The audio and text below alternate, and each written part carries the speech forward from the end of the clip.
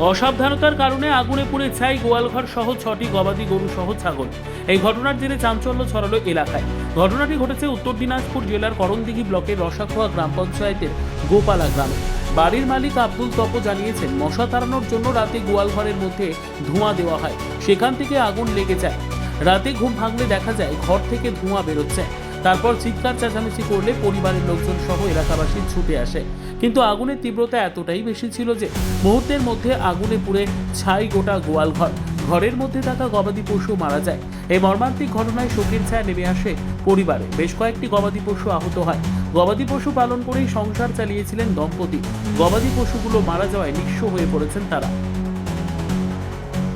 রাত্রে আগুন লেগে খুব সমস্যা, মানে বাড়ি ঘর পড়েছে, 5টা গরু পড়েছে, আর ছাগলগুলা 5টা ছিল।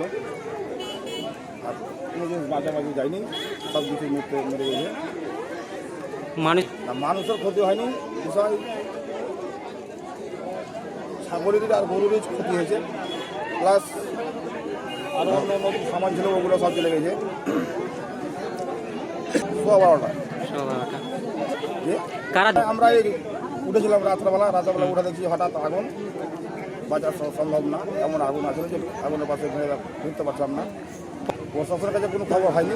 12টা বাজে বাজতে দেখলে করতে রাত 4টা বেজে গেল, কোনো প্রশাসনের খবর দেওয়া হয়নি। এখনই যা বলছি আপনার সাথে, এই ভিডিওর সাথে কথা বলেছি আমি। কি বলেছে? ভিডিওগুলো ঠিক আছে, আমি ব্যাপারটা দেখছি। ক্ষতি তো এটা একটা দুর্ভাগ্যই বলা যায়, যে দুর্ভাগ্যতে এমন এতগুলো জীব নষ্ট হয়েছে সেটা কল্পনার বাইরে। বহু চেষ্টা করার পরেও সেটাকে বাঁচানো যায়নি। আগুন এভাবে লেগেছে, এভাবে ভয়াবহ আগুন যে পাশের বাড়িগুলো জ্বলে যাওয়ার সম্ভাবনা ছিল। গ্রামবাসী সব এসে জল টল দিয়ে নিভাচ্ছে, কিন্তু এই গরু ছাগলগুলোকে বাঁচানো যায়নি। সেটা সঠিক বলতে পারবো না কিভাবে লেগেছে।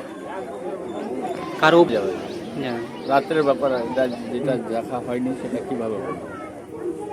আপনার নাম? ব্যুরো রিপোর্ট, উত্তর বাংলা সংবাদ।